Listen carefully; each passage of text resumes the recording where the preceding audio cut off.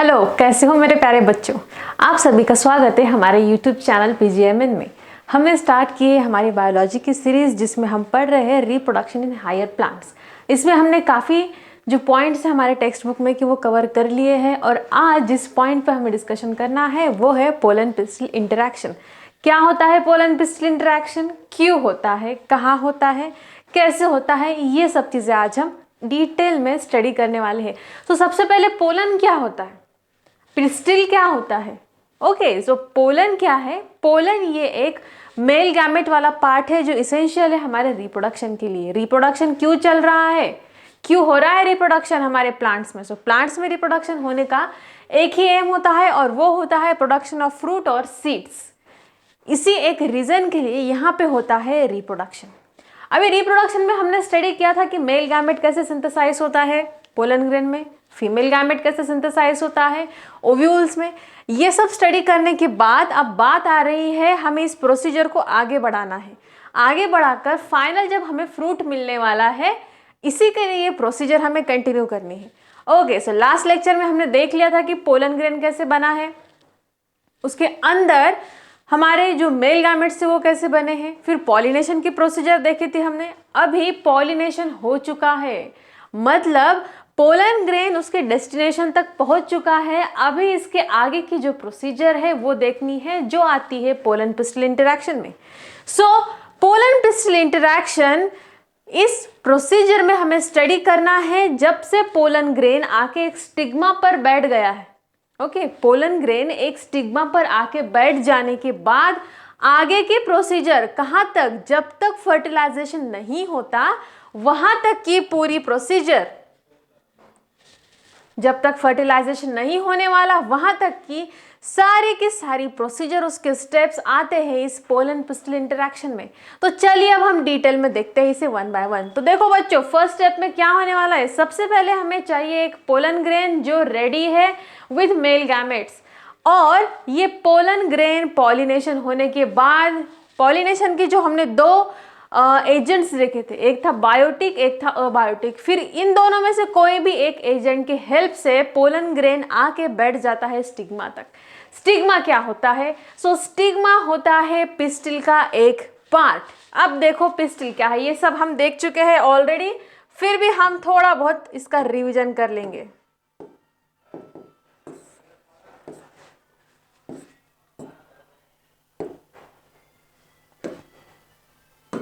Okay, सो pistil क्या होता है। पिस्टिल होता है एक फ्लावर में जो फीमेल रिप्रोडक्टिव पार्ट प्रेजेंट होता है, उसे पिस्टिल कहा जाता है।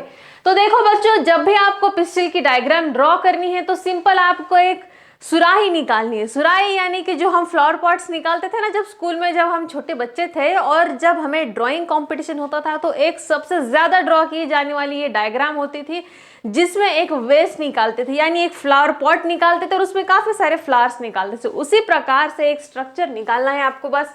सो इसके लिए इस तरह से आपको ड्रॉ करना है और ये नीचे बना देना है एक बड़ा वाला सर्कल। मेरी डायग्राम कुछ इतनी खास नहीं है बट आप लोग थोड़ा सा समझ के ले लीजिए। सो ये है पिस्टिल का पार्ट, यानी ये है एक female reproductive part of a flower. अभी देखो बच्चों, इसमें यहाँ पे नीचे प्रेजेंट होते हैं एग सेल या फिर फीमेल गैमेट्स। अभी बात आती है कि पोलन ग्रेन्स कहाँ जाने वाले हैं। सो पोलन ग्रेन्स डायरेक्टली इस वाले पार्ट में नहीं जा सकते, उन्हें एक रास्ता तय करना होता है यहाँ तक पहुंचने के लिए। सो देखो बच्चों, जो ऊपर वाला पार्ट है इसे कहा जाता है स्टिग्मा।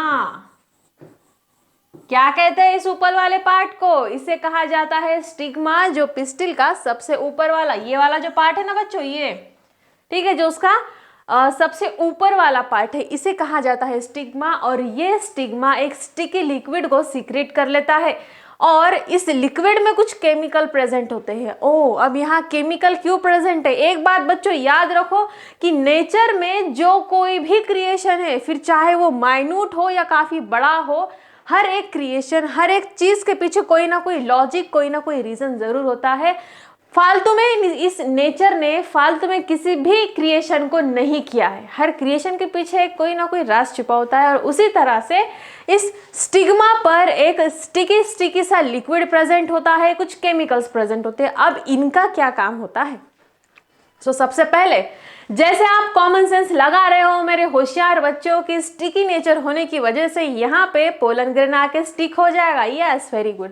अभी एक बात जान लो कि अगर कोई फ्लावर है जिसका स्टिग्मा ओपन है, जो रेडी है पॉलिनेशन के लिए, वहां पे ये तो जरूरी नहीं है कि जो पोलन ग्रेन आ रहे हो वो इसी के स्पेसीज के हो। ऐसा भी तो हो सकता है कि किसी और स्पेसीज के पोलन ग्रेन यहाँ आके रुक रहे हो। ये ऐसी हो सकता है और ये होता है। फिर ऐसी क्या चीज है जो इस रॉन्ग वाले पोलन ग्रेन से कुछ भी नेक्स्ट वाली प्रोसीजर करने से इसे रोकती है? सो देखो, एक वर्ड है बच्चों जिसे कहा जाता है कंपैटिबिलिटी। कंपैटिबिलिटी यानी यस, इसका हम एक हिंदी में मतलब कह सकते हैं कि अगर कोई दो चीज या फिर कोई भी दो थिंग्स जिनका आपस में तालमेल बन रहा है, उससे कहते हैं कि वो एक दूसरे के साथ कंपैटिबल है। यस, एक दूसरे के साथ रह सकते हैं। सो उसी तरह से कंपैटिबिलिटी। ओके, यहाँ पे स्टिग्मा कुछ केमिकल सिक्रीट कर रहा है, उन केमिकल में एक एबिलिटी होती है। उस एबिलिटी से ये पता लगा लेते हैं कि जो पोलन ग्रेन अपने पास आया है वो अपना है या नहीं है। ओके, ये अपना है या पराया है। अगर ये अपना है सो यहाँ पे आगे की प्रोसीजर प्रोसीड हो जाएगी। अगर वो पराया है, अगर वो किसी और स्पेसीज का है, सो यहाँ पे उस पोलन ग्रेन को डिस्कार्ड कर दिया जाएगा, यानी आगे की कोई भी प्रोसीजर उस पोलन ग्रेन के साथ नहीं होने वाली। सो ये सब क्यों होता है? ये सब इसलिए होता है कि हमारे स्टिग्मा के पास कुछ स्पेसिफिक केमिकल्स प्रेजेंट होते हैं। यहाँ पे स्पेसिफिक केमिकल सिक्रीट होते हैं जिनका काम होता है कंपैटिबल पोलन ग्रेन्स को एक्सेप्ट करना और जो नॉन कंपैटिबल पोलन ग्रेन्स यानी जो अपने नहीं है उन पराये पोलन ग्रेन्स को डिस्कार्ड कर देना। सो ये सब जो फंक्शन होता है ये परफॉर्म होता है स्टिग्मा पर। स्टिग्मा पर ही क्यों होगा? क्योंकि देखो बच्चों, हमारी एंट्री और एग्जिट कहाँ से होती है? ये सिंपल, हम किसी गेट से, किसी दरवाजे से ही करते हैं। सो फीमेल रिप्रोडक्टिव पार्ट का एंट्री गेट होता है ये स्टिग्मा। सो इस स्टिग्मा पर ही ये डिपेंड करता है कि यहाँ से हमें आने वाले गेस्ट को एंटर करना है या इसको एग्जिट करवाना है। ओके, सो पोलन ग्रेन्स जब यहाँ पे डिपॉजिट होने वाले हैं, सो जो कंपैटिबल है यानी जो इसी के स्पेसीज के पोलन ग्रेन है, सिर्फ उन्हीं स्पेसीज को, उन्हीं स्पेसीज के पोलन ग्रेन को एक्सेप्ट किया जाएगा। जो बेचारे पराये हैं यानी इनके स्पेसीज के नहीं है, उन पोलन ग्रेन्स को एग्जिट यानी वहां से ही डिस्कार्ड कर दिया जाएगा। उनके साथ आगे होने वाली कोई भी प्रोसीजर नहीं होने वाली। ओके, यहाँ तक समझ में आ गया बच्चों आपको? सो देखो, पोलन पिस्टल इंटरेक्शन में हमें क्या स्टडी करना है? हमें स्टडी करना है कि जब पोलन ग्रेन आके स्टिग्मा पर बैठता है, वहां से शुरू होकर उसका यहाँ नीचे फीमेल गैमेट तक पहुंचने वाला रास्ता, इस पूरे सफर को स्टडी करना है पोलन पिस्टल इंटरेक्शन में। ओके, तो ठीक है बच्चों, चलो अभी हम आगे बढ़ते हैं। अभी अगर यहाँ पे आने वाला पोलन ग्रेन इसका अपना है, ओके, इसका अपना है, इसी के स्पेसीज का है, तो फिर आगे क्या होने वाला है? आगे होने वाला है क्या? इसी को हम अब पढ़ेंगे। सो आगे ये होता है, अगर यहाँ पे इसी के स्पेसीज का एक सुंदर सा पोलन ग्रेन आके बैठ जाता है, सो वहां पे स्टिग्मा से सिक्रेट होने वाले केमिकल एजेंट पता लगा लेते हैं कि अरे ये तो अपना है, चलो इसके साथ नेक्स्ट वाली प्रोसीजर इनिशिएट कर लो, इसका एक्सेप्टेंस कर लो। उसे एक्सेप्टेंस देने के बाद अभी जब कोई गेस्ट आता है तो हम उन्हें कुछ खाना पीना, पानी, चाय, कॉफ़ी, नाश्ता ऑफर करते हैं। तो सेम यहाँ पे भी जब पोलन ग्रेन आके बैठता है, सो उसे कोई ना कोई एनर्जी के लिए कुछ ना कुछ खाना पीना चाहिए होता है। सो यहाँ पे बैठने के बाद वो एटलीस्ट वाटर वगैरह जैसे छोटे मॉलिक्यूल्स यहाँ स्टिग्मा से एब्जॉर्ब कर लेता है। और इसके बाद में हमने जो पढ़ा था कि पोलन ग्रेन के स्ट्रक्चर में हमने पढ़ा था एक्साइन, और उसी के साथ साथ हमने कुछ पढ़े थे जिसे कहा गया था जियोम्पोर्स, यानी ये वाला पार्ट जहां पे एक्साइन नहीं होता। सो वहां ये वाला जो पार्ट है जहां एक्साइन नहीं होता, उसी पार्ट से एक ट्यूब बन करके तैयार होने वाली एक नली, एक रास्ता बनने वाला है। क्यों बनने वाला है ये रास्ता? ये रास्ता इसलिए बनने वाला है कि इस रास्ते के थ्रू इसके पास जो मेल गैमेट बने हैं उसे इसे पहुंचाना है एक सेल तक। सो जब कंपैटिबल पोलन ग्रेन आके स्टिग्मा पर लैंड होने वाला है, इसके बाद क्या होने वाला है बच्चों? इसके बाद वो वहां से वाटर एब्जॉर्ब करेगा और जर्म पोर से एक पोलन ट्यूब बाहर निकलने वाली है और जो पेनिट्रेट करेगी स्टिग्मा से स्टाइल में यानी वो स्टाइल से चलता हुआ नहीं जाने वाला, वो स्टाइल जो पिस्टिल का एक पार्ट होता है उस पार्ट के थ्रू जाने वाली है। कहां तक जाने वाली है? इसका फाइनल डेस्टिनेशन क्या है? इसका फाइनल डेस्टिनेशन है ये अंदर जो एक सेल प्रेजेंट है वहां इसे जाना है। सो इतना लंबा रास्ता, इतनी लंबी दूरी तय करके हमारा पोलन ग्रेन पोलन ट्यूब के हेल्प से उसके पास जो मेल गैमेट प्रेजेंट है उस मेल गैमेट को यहां नीचे ड्रॉप करने वाला है। ओके, सो चलिए देखते हैं। अभी आपको शायद ये डायग्राम पता नहीं क्लियर से नजर आ रही है नहीं, इसके बारे में हम थोड़ी सी बात कर लेते हैं। सो क्या है ये डायग्राम? सो देखो बच्चों, यहां पे एक आपको पिस्टिल का डायग्राम दिया हुआ है। इस पिस्टिल के स्टिग्मा पर यहां 2 पोलन ग्रेन आके ड्रॉप हो गए हैं। अभी बात आती है इसके साथ क्या किया जाए। सो देखो, अगर ये पोलन ग्रेन कंपैटिबल है, ओके कंपैटिबल है यानी इसी के स्पेसिस के है, तो इन दोनों पोलन ग्रेन से देखिए इस तरह से पोलन ट्यूब बन करके अंदर जाने वाली है। कहाँ जाने वाली है? स्टाइल में जाएगी। स्टाइल से जाते हुए फिर आगे वो बढ़ने वाली है एक सेल की तरफ। अभी अदर केस में क्या हो गया, देखो यहाँ पे आपको एक एग्जांपल दिया गया है जहां पे 2 पोलन ग्रेन प्रेजेंट है बट एक कंपैटिबल है, एक कंपैटिबल नहीं है। यानी ये वाला जो है ये इसी के स्पेसिस का है, ये किसी और स्पेसिस का है।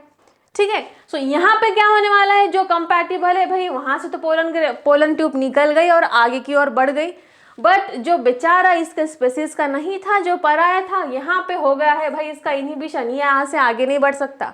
ये बेचारा यहीं बैठे बैठे खराब होने वाला है बट उसका कुछ नहीं होगा। और ये सेकेंड वाला का एग्जाम्पल है जहाँ पे ये दोनों भी नॉन कंपैटिबल है यानी इसके स्पेसिस के ही नहीं है।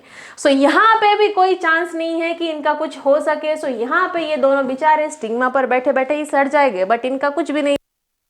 ओके, सो ये था बात कंपैटिबिलिटी का। यानी ये एक देखो नेचर में कितना अच्छा मैकेनिज्म बनाया हुआ है, उनके पास सेंस करने के लिए कोई ऑर्गन्स नहीं है हमारी तरह, बट स्टिल कुछ केमिकल एजेंट्स के हेल्प से इन्हें पता लग जाता है कि आने वाला पोलन ग्रेन जो है वो इनके स्पेसिस का है या नहीं है।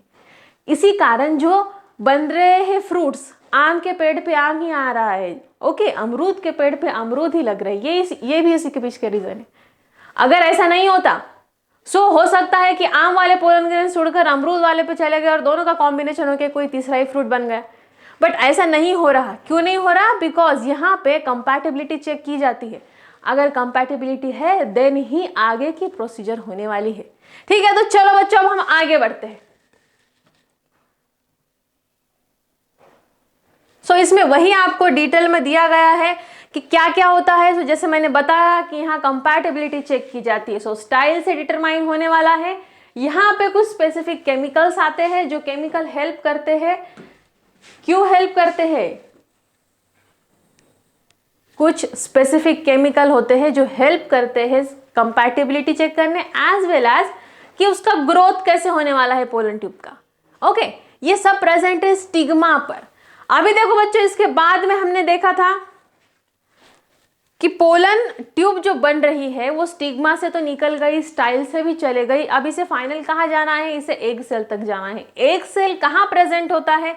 एग सेल प्रेजेंट होता है एम्ब्रियो सैक में। याद आ रहा है आपको स्ट्रक्चर? 7 सेल्ड 8 न्यूक्लिएटेड वाला। ओके, यहाँ पे होता है 2 ईयर, ये होता है डिप्लॉइड जो बीच में प्रेजेंट होता है, और ये ऊपर के 3 और नीचे के 3 होते हैं हैप्लॉइड। सो इसे कंबाइनली कहा जाता है एम्ब्रियो सैक। और पोलन ट्यूब को कहाँ जाना है? इसे इसी एम्ब्रियो सैक को रप्चर करके क्रॉस करके इस बीच वाले एग सेल तक जाना है। अभी और बेचारे को क्या क्या सफर करना है चलिए देखते हैं। ओके, अभी देखो pollen germination and tube growth. Pollen का जर्मिनेशन कैसे होने वाला है? ट्यूब की। कौन सी ट्यूब? यहाँ पे हम बात करेंगे सिर्फ और सिर्फ पोलन ट्यूब की। ओके, तो हर बार बात करते समय में अगर ट्यूब बोल दो तो समझ लेना कि हम पोलन ट्यूब की बात कर रहे हैं, यहाँ और कोई दूसरी ट्यूब नहीं है। ओके, सो देखो बच्चों, कुछ फैक्ट्स ऐसे हैं, आप लोगों ने इसके पहले ये वर्ड सुना होगा in vitro. Okay, in vitro, इस वर्ड का मीनिंग क्या होता है? आउट ऑफ द बॉडी, यानी शरीर से बाहर। अभी यहाँ पे जब हम बात कर रहे हैं, देखो हम ये चैप्टर कहाँ पढ़ रहे हैं? बॉटनी में पढ़ रहे हैं, यानी ये सब प्लांट से रिलेटेड है। ओके, बट अभी हम स्पेसिफिकली बात कर रहे हैं किसके बारे में, ये बेचारा जो पोलन है हमारा छोटा सा पोलन, इसके बारे में। पोलन से निकलकर जो बनने वाली ट्यूब है जिसे कहा जाता है पोलन ट्यूब, सो इसे ग्रो कर सकते हैं हम आउट ऑफ द बॉडी, यानी विदाउट अ फ्लावर। ठीक है, ऐसा जरूरी नहीं है कि इसके ग्रोथ के लिए कोई ना कोई पिस्टिल चाहिए या फिर फीमेल रिप्रोडक्टिव पार्ट चाहिए। ये कहाँ लैंड होता है, स्टिग्मा पर लैंड होता है। सो इस पोलन ग्रेन से पोलन ट्यूब बनाने के लिए पिस्टिल कंपलसरी नहीं है, इसे इन विट्रो यानी आउट ऑफ द बॉडी यानी विदाउट अ फीमेल फ्लावर भी इसे ग्रो किया जा सकता है। अब ये कहाँ होने वाला है, घर में हमारे ग्लास में? नो।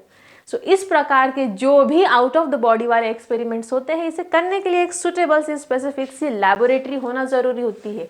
सो इन विट्रो यानी क्या होता है, out of the body. In vitro का मीनिंग क्या होता है बच्चों, out of the body, out of the body. अब आप जिस सब्जेक्ट से इस मतलब जिस सब्जेक्ट में इसे पढ़ रहे हो उससे इसको रिलेटेड कर देना। ठीक है, अब जैसे हम बॉटनी में पढ़ रहे हैं तो इसका मतलब क्या है, आउट ऑफ द बॉडी यानी फ्लावर के बाहर, क्योंकि ये सब हमारे जो प्रोसीजर ये कहाँ होने वाली है, सिर्फ एक फूल में होने वाली है, एक फ्लावर में होने वाली है।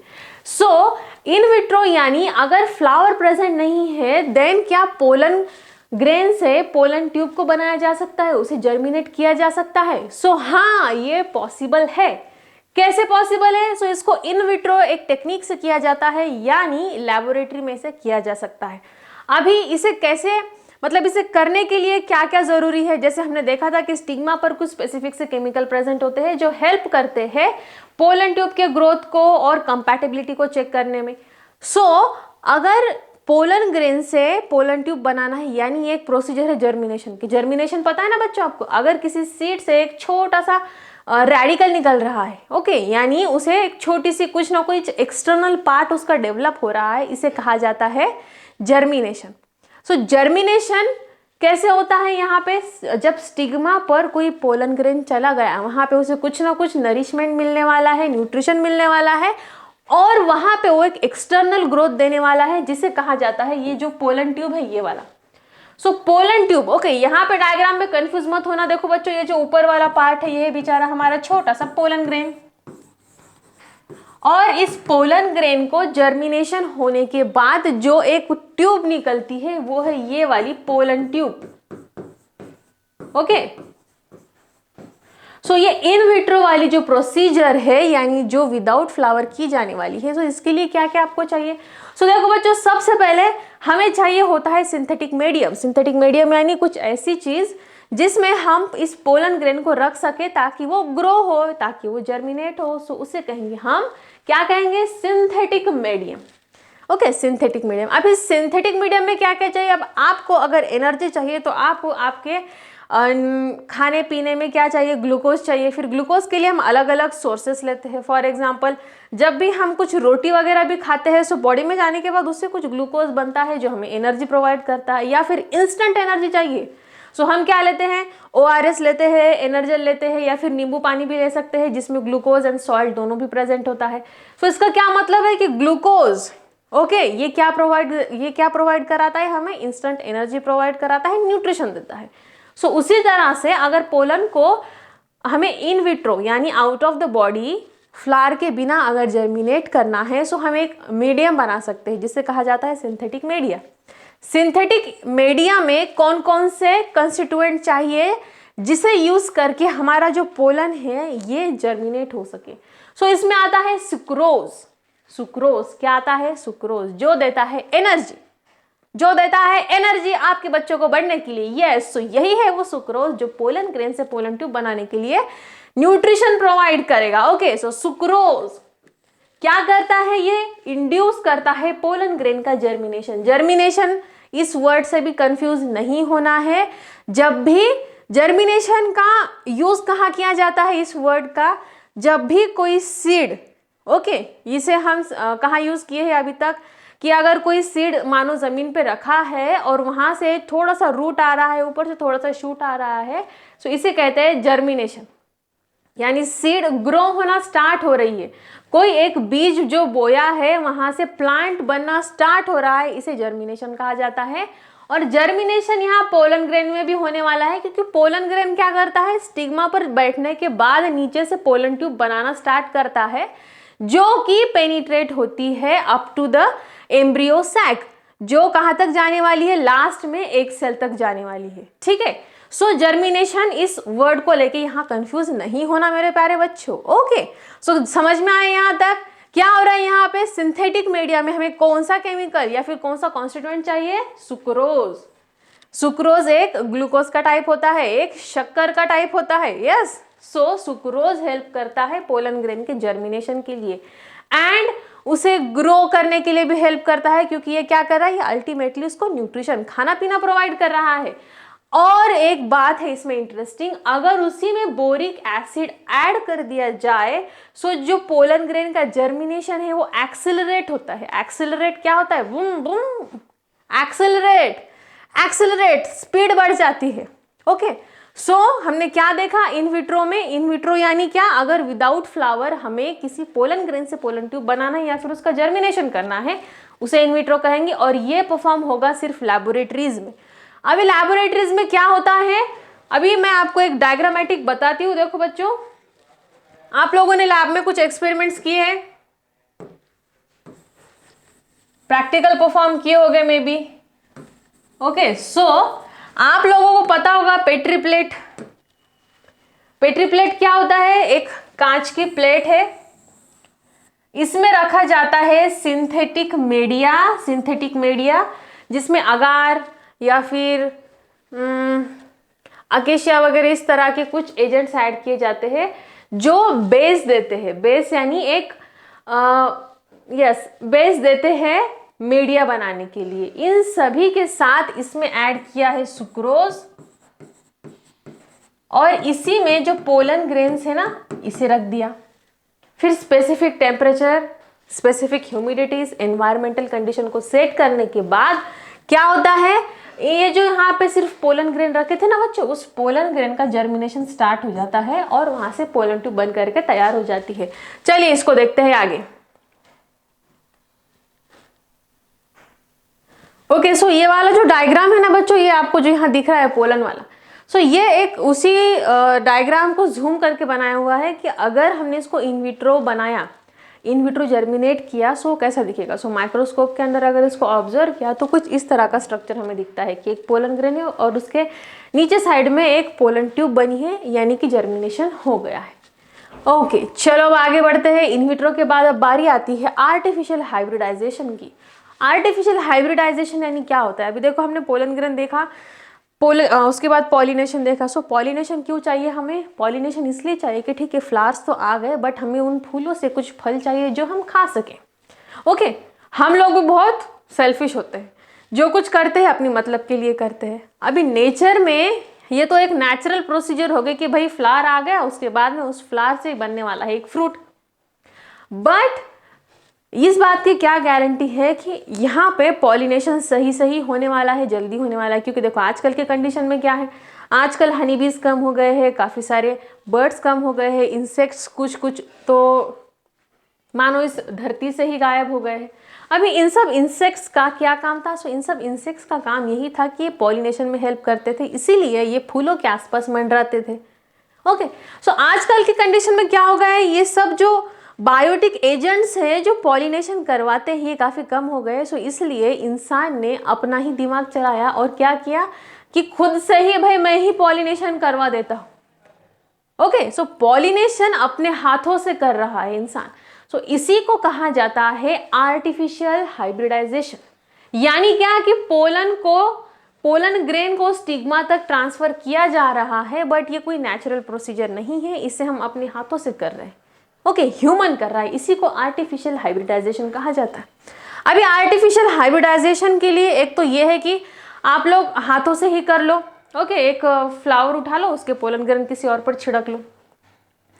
अभी ये होने के बाद भी क्या चांसेस है कि चलो भाई अब हाथों से तो हमने कर लिया, मतलब हाथों से ही हमने पोलन ग्रेन को ट्रांसफ़र कर लिया, बट फिर भी ऐसा भी तो हो सकता है कि हमारे ट्रांसफ़र करने के बाद भी कहीं और से कोई और पोलन ग्रेन आ गया, हमें तो इसी स्पेसिस का चाहिए, हमें क्रॉस करवाना है, हो सकता है यहाँ पे सेल्फ पॉलिनेशन भी हो जाए। सो इन सब जैसे हमने आउट ब्रीडिंग डिवाइसेस में देखा था ना, सो उसी तरह से हमें इस वाले टॉपिक में भी स्टडी करना है। यहाँ पे दो प्रोसीजर है बच्चों, एक है इमैस्कुलेशन और एक है बैगिंग वाला। अभी ये क्या है इमैस्कुलेशन? सो इमैस्कुलेशन ये वो प्रोसीजर है जिसमें सेल्फिंग को अवॉइड करने के लिए क्या किया जाता है, उस वाले फ्लावर के एंथर को कट कर दिया जाता है। एंथर क्या है? एंथर में हमारा पोलन ग्रेन प्रेजेंट है। ओके, सो अगर इंसान नहीं चाहता कि यहाँ पे इस फ्लावर में सेल्फिंग हो, ओके, बट ये फ्लावर बायसेक्सुअल है, यानी इसमें एंथर भी प्रेजेंट है और स्टिग्मा भी प्रेजेंट है, मेल फीमेल दोनों भी प्रेजेंट है, बट हम नहीं चाहते कि इन दोनों का फ्यूजन हो उसी फ्लावर में, हमें कोई और पोलन वहां पे लाके डालना है। सो इस कंडीशन में इमैस्कुलेशन किया जाता है। देखो बच्चों इस डायग्राम में ये वाला जो फ्लावर है ना, इसके यहाँ पे ये एंथर है और इस एंथर को अगर हम निकाल रहे हैं, काट रहे हैं, ओके, फ्लावर से अगर एंथर को कट कर रहे हैं, सो इसे कहा जाता है इमैस्कुलेशन। क्या कहेंगे इसे? इसे हम कहते हैं इमैस्कुलेशन। इमैस्कुलेशन यानी माइनस कर रहे हैं एंथर्स को। क्यों कर रहे हैं बच्चों? एंथर को माइनस क्यों कर रहे हैं? क्योंकि एंथर में पोलन ग्रेन प्रेजेंट है और हम नहीं चाहते कि उस फ्लावर में सेल्फिंग हो, क्योंकि हमें वहां हमारी पसंद वाले पोलन ग्रेन्स को ड्रॉप करना है। ठीक है, सो इस कारण अगर हमें सेल्फिंग को अवॉइड ही करना है सो हम ये कर सकते हैं। इसे क्या कहा जाता है? इमैस्कुलेशन, यानी हाथों से उस फ्लावर के एंथर को कट कर देना ताकि वहां पे सेल्फिंग ना हो।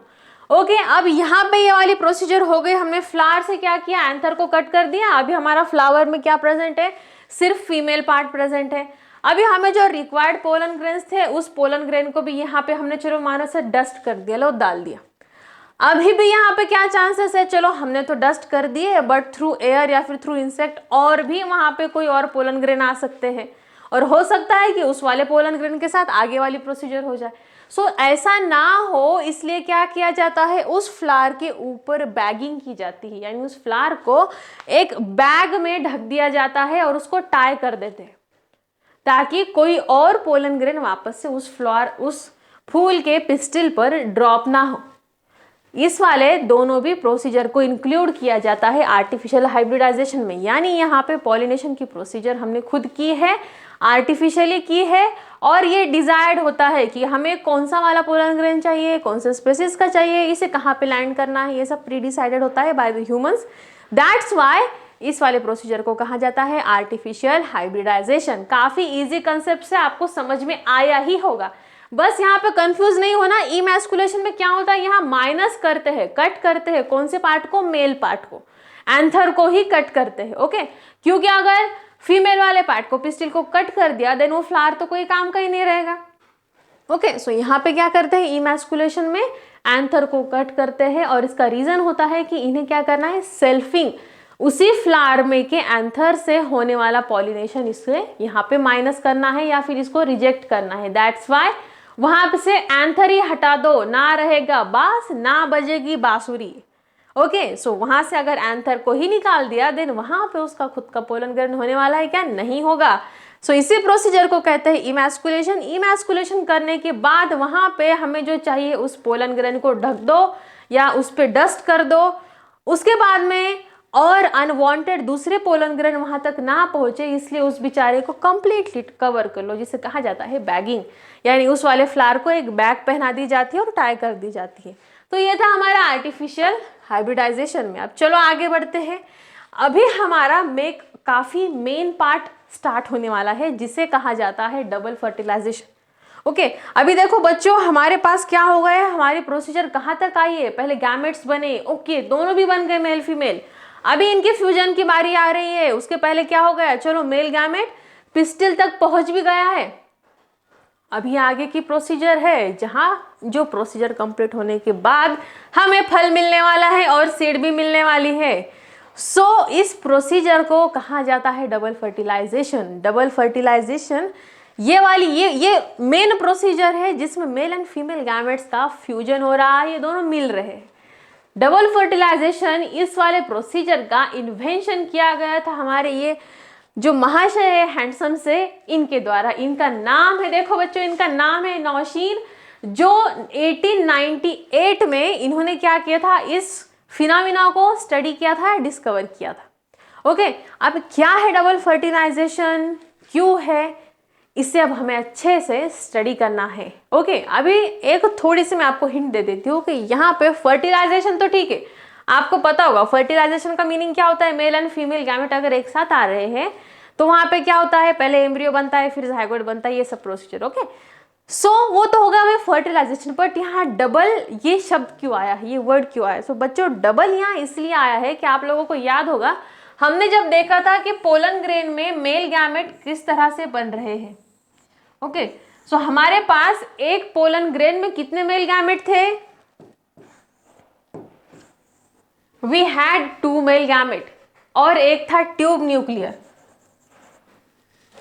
ठीक है, सो हमारे पास एक पोलन ग्रेन में कितने मेल गैमेट है, 2 मेल गैमेट है, इसलिए यहाँ पे डबल फर्टिलाइजेशन कहा गया है, यानी यहाँ पे फ्यूजन ये दोनों भी मेल गैमेट का होने वाला है। अभी मेल गैमेट चलो ठीक है, हमने स्टडी किया था कि 2 मेल गैमेट है, बट अब बात करते हैं हम एम्ब्रियो सैक की। एम्ब्रियो सैक में क्या था हमारे पास, ऊपर थे 3 एंटीपोडल सेल, नीचे 2 सिनर्जिड, ये वाली थी हमारी मेन एग सेल। कितनी है एग सेल, ये बेचारी तो भाई एक ही एग सेल है, और यहाँ पे हमने एक डिप्लॉयड 2n वाला एक pn देखा था। ओके, सो ये तो था एम्ब्रियो सैक, यानी ये हो गया फीमेल वाला पार्ट और ये होगा मेल वाला पार्ट। इन दोनों का फ्यूजन होने वाला है जिसे कहा गया है फर्टिलाइजेशन। अभी फर्टिलाइजेशन चलो यहाँ पे डबल क्यों कहा गया है, क्योंकि यहाँ पे फीमेल गैमेट 1 है, मेल गैमेट 2 है। सो यही तो है इसमें इंटरेस्टिंग पॉइंट। चलो इसे हम आगे चल के देखते हैं कि एक्चुअल में हो क्या रहा है। ओके, अब देखो यहाँ पे एक अच्छी सी डायग्राम है पिस्टल की, जिसमें रिप्रेजेंट किया गया है हर एक part including stigma, style, ovary, ovules. So अभी क्या हो रहा है पोलन पिस्टल इंटरेक्शन में, सबसे पहले क्या हो गया कि भाई हमारे पोलन ग्रेन रिच्ड हो गए, यानी पहुंच गए, कहाँ पहुंच गए, स्टिग्मा तक। स्टिग्मा में पहुंचने के बाद ओके, यहाँ पे चलो एक मैं ड्रॉ कर देती हूँ, यह है हमारा पोलन ग्रेन जो रीच हो गया है हमारे स्टिग्मा तक। अभी आगे होता है इनका जर्मिनेशन एंड पोलन ट्यूब का फॉर्मेशन। सो चलो अब जर्मिनेशन यानी यहाँ पे पोलन ट्यूब का फॉर्मेशन ही थोड़ा सा इनिशिएट हो गया है। आगे हो रहा है penetration through stigma, style, ovary. So stigma, style और ये है ओवरी। ठीक है, ये बाउंड्री थी ओवरी की, यहां से पेनिट्रेशन स्टार्ट हो गया है और ये पहुंचने वाला है, इसका फाइनल डेस्टिनेशन जो है ये वाला ओव्यूल। चलो मान लो कि यही वाला ओव्यूल है, यहां तक ही जाने वाला है। सो ये जो कंप्लीट प्रोसीजर है यही है pollen pistol interaction. Hush. Okay, अभी हमने जो देखा था, जो ओवरी सैक में 2 ऑल सेल्स प्रेजेंट थे, किसके साथ, एग सेल के साथ, जिन्हें कहा गया था सिनर्जिड्स। कहा गया ये सिनर्जिड्स।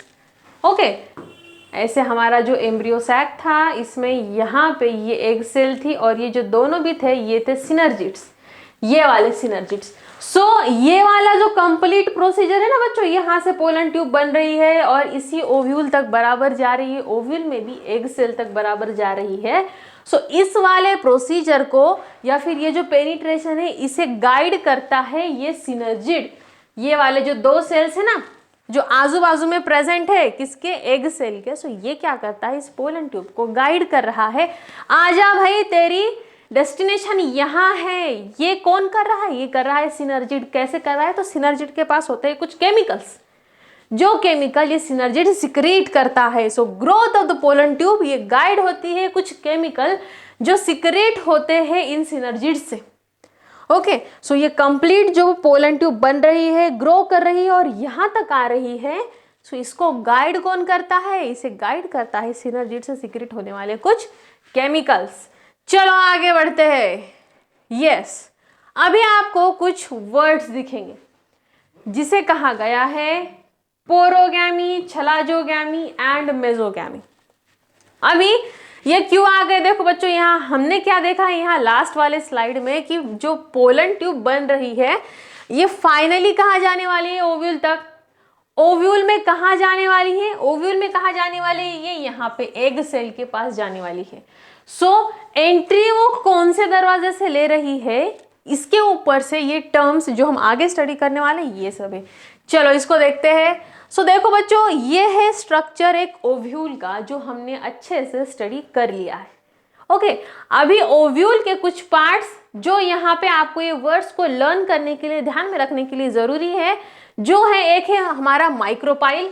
माइक्रोपाइल यानी क्या होता है? ये जो लोअर वाला एंड होता है ना, जो ओपन रहता है, उसे माइक्रोपाइल कहते हैं। उसके बाद में एक है ऊपर वाला जो टकलू पोर्शन होता है, जिसे कहा जाता है छलाजा। ओके, चलाजा नहीं, छलाजा। ओके, जो ऊपर वाला टकलू पोर्शन होता है वो, और दो पोर्शन या फिर एक पोर्शन जो होता है कवरिंग का, जिसे इंटेगुमेंट्स कहा जाता है, जो कवर करते हैं एम्ब्रियो सैक को। सो ये तीनों पार्ट है, ये तीनों द्वार है, दरवाजे है, एंट्रेंस गेट है हमारे आने वाले पोलन ट्यूब के लिए। अगर पोलन ट्यूब माइक्रोपाइल में से घुसकर जा रही है, माइक्रोपाइल यानी क्या है? यहाँ पे ये जो नीचे वाला पोर्शन है ना बच्चों, ये जो नीचे वाला ओपन पोर्शन है माइक्रोपाइल, अगर पोलन ट्यूब आ करके यहां से एंट्री ले रही है, इसे कहा जाता है पोरोगैमी। क्या कहेंगे इसे? इसे कहते हैं पोरोगैमी। यानी अगर पोलन ग्रेन माइक्रोपाइल से होकर जा रही है, इसे कहते हैं पोरोगैमी। चलो आगे बढ़ते। आगे है ऊपर का टकलू वाला पोर्शन, जिसे कहा जाता है छलाजा। सो अगर पोलन ट्यूब यहां से एंट्री ले रही है इस छलाजा से, सो इसे कहते हैं छलाजो गैमी। इसे चलाजोगैमी भी कह सकते हैं, छलाजोगैमी भी कह सकते हैं, बस स्पेलिंग में कोई मिस्टेक नहीं करना। आगे बढ़ते हैं इंटेगुमेंट्स की तरफ। इंटेगुमेंट यानी क्या होता है? एम्ब्रियो के जो कवरिंग्स होते हैं, इसे इंटेगुमेंट कहा जाता है। अगर पोलन ट्यूब इन इंटेगुमेंट्स में से आ रही है, फिर वो आइदर इधर से आ सकती है या फिर इधर वाली तरह से आ सकती है, क्योंकि इंटेगुमेंट दोनों भी तरफ प्रेजेंट है। सो वो इधर से भी आ सकती है, इधर से भी आ सकती है।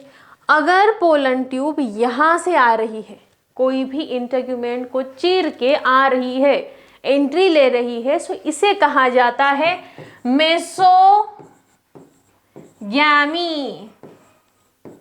ये तीनों भी प्यारे से शब्द अच्छे से याद रखो बच्चों। सो ये वर्ड्स कौन से प्रोसीजर से रिलेटेड है, कौन से प्रोसेस से रिलेटेड है? सो ये वर्ड्स रिलेटेड है हमारे एंट्री ऑफ पोलन ट्यूब से, कि पोलन ट्यूब कहाँ से एंट्री ले रही है, कौन से द्वार से आ रही है। सो अगर ये आ रही है माइक्रोपाइल से, सो इसे कहेंगे पोरोगैमी। छलाजा से आ रही है तो छलाजोगैमी। अगर ये इंटेगुमेंट्स को चीर कर घुस रही है, सो इसे कहेंगे मेसोगैमी। ओके, चलो अब आगे बढ़ते हैं। ओके, अभी क्या होता है कि सिनर्जिड, सिनर्जिड कहाँ प्रेजेंट है? यहां पे प्रेजेंट है। ये है एग सेल और यहां पे इसके आसपास प्रेजेंट है दो सिनर्जिड। सो सिनर्जिड क्या करता है? सिनर्जिड के पास कोई ना कोई कंटेंट होता है, जिसमें एक मेजर कंटेंट है water and some amount of nutrition. So जब भी एक पोलन ट्यूब यहाँ पे एंट्री ले रही है, डायरेक्टली वो एग में नहीं जा सकती, क्योंकि एग के आसपास क्या है? सिनर्जिड्स। सो वो पहले रप्चर करेगा सिनर्जिड को, और सिनर्जिड को रप्चर होने के बाद वहां से कुछ अमाउंट ऑफ वाटर रिलीज होगा। ओके, क्या हो रहा है? पोलन ट्यूब आ करके सिनर्जिड को टकरा रही है और उसने सिनर्जिड को ब्रेक कर दिया। सिनर्जिड को ब्रेक होने के बाद वहां से उसने कुछ जो स्टोर किया था थोड़ा सा वाटर, वो वाटर रिलीज हो गया। अब ये वाटर क्या होगा? सो ये वाटर एब्जॉर्ब होता है इसी पोलन ट्यूब में। अब पोलन ट्यूब में क्या हो गया भाई? वाटर एब्जॉर्ब हो गया। ओके, ये आ गई थी पोलन ट्यूब। अब यहाँ पे प्रेजेंट था हमारा पानी, वाटर। ये वाटर यहाँ पे एब्जॉर्ब हो जाएगा और पोलन ट्यूब क्या हो जाएगी? पानी पीने के बाद स्वेल हो जाएगी। सो यहाँ पे वाटर को एब्जॉर्ब करके पोलन ट्यूब क्या हो जाती है? स्वेल हो जाती है। और क्या होने वाला है अभी? पोलन ट्यूब जो स्वेल हो गई थी, पानी की अमाउंट बढ़ने के कारण ये ब्लास्ट हो जाती है। ब्लास्ट हो जाने के बाद इसमें जो दो मेल गैमेट्स थे, वो दोनों भी मेल गैमेट कहाँ चले गए, एग सेल के पास चले गए। अभी देखो यहाँ पे जो मेल गैमेट है वो मेल गैमेट खुद से चल के नहीं जा सकते, इसे एक ट्यूब के थ्रू एग सेल तक पहुंचाया गया है। क्यों पहुंचाया गया है ट्यूब के थ्रू? ताकि इंश्योर हो सके। इंश्योर का क्या मतलब कि हाँ हम गारंटी ले रहे हैं कि ये काम होने ही वाला है, ठीक है। सो इसे कहा जाता है इंश्योर। सो इंश्योर होना या फिर अश्योरिटी लेना कि हाँ इस मेल गैमेट को फीमेल गैमेट तक पहुंचाया जाएगा और वहां पे फिर आगे की प्रोसीजर होने ही वाली है। सो इसे ही कहा जाता है, यस क्या हो रहा है यहाँ पे, एक पोलन ट्यूब जो है, ये पोलन ट्यूब कैरी कर रही है, ओके एक ट्यूब कैरी कर रही है। किसे कैरी कर रही है? मेल गैमेट को। और इस ट्यूब के कैरी करने वाले जो प्रोसीजर है इसे कहा जाता है सिफोनोगैमी।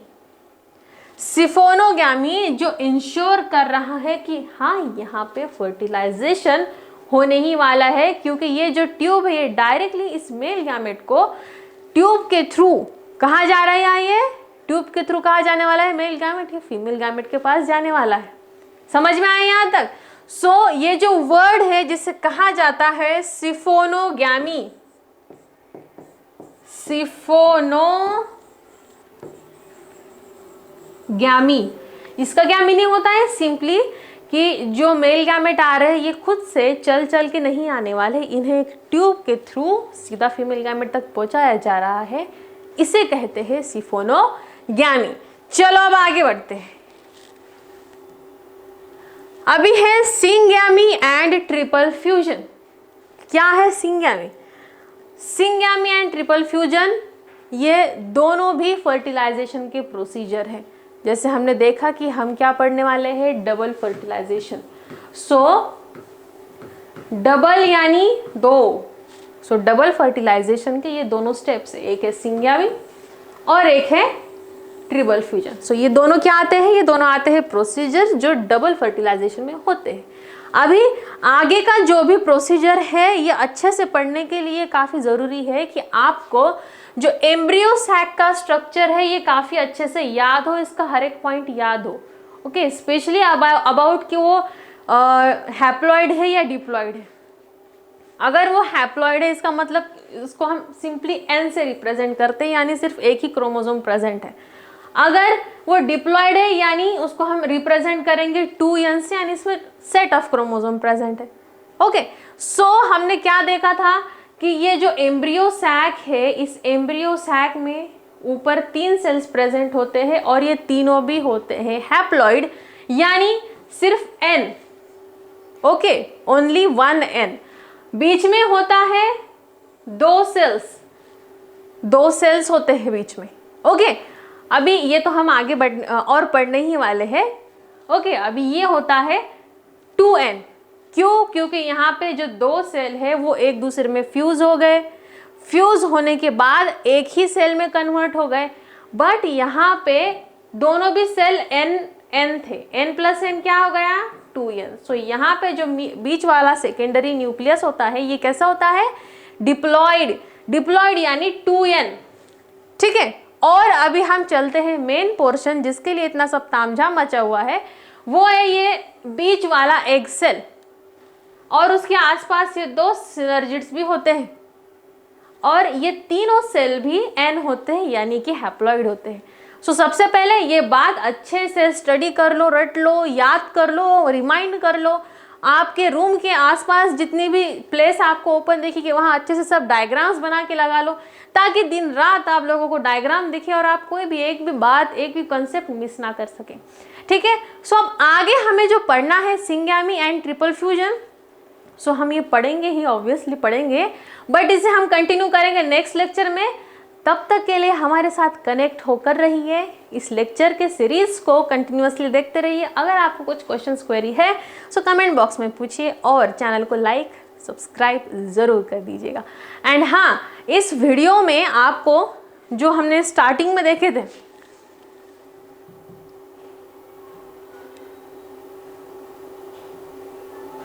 ये पोलन पिस्टल इंटरेक्शन वाला जो ये कंप्लीट पार्ट है, सो ये पार्ट एज इट इज़ जैसा आपकी टेक्स्ट बुक में है उसी तरह से मैंने पॉइंट टू पॉइंट लिया है। बट फिर भी अगर आपको इसमें जो आपका बुक का टेक्स्ट है उसमें अगर कुछ और नहीं समझ में आ रहा है या फिर यहाँ पे आपको ऐसा लगता है कि कुछ मिस हो गया है, तो इसके बारे में भी ज़रूर बताइएगा। एंड हाँ, अच्छे से स्टडी करो। ऑल द बेस्ट और मिलते हैं नेक्स्ट लेक्चर में। तब तक के लिए इसके अभी तक हमने जितना भी पढ़ा है वो सब प्रोसीजर अभी तक की कंप्लीट रिवाइज करो, स्पेशली अबाउट माइक्रोस्पोरोसिस एंड मेगास्पोरोसिस, ताकि आगे आने वाले जो भी हम प्रोसीजर्स पढ़ने वाले उसमें कोई कंफ्यूजन ना हो, आपकी कंसेप्ट आपका जो बेस है वो अच्छे से क्लियर रहे। ठीक है, चलो मिलते हैं नेक्स्ट लेक्चर में।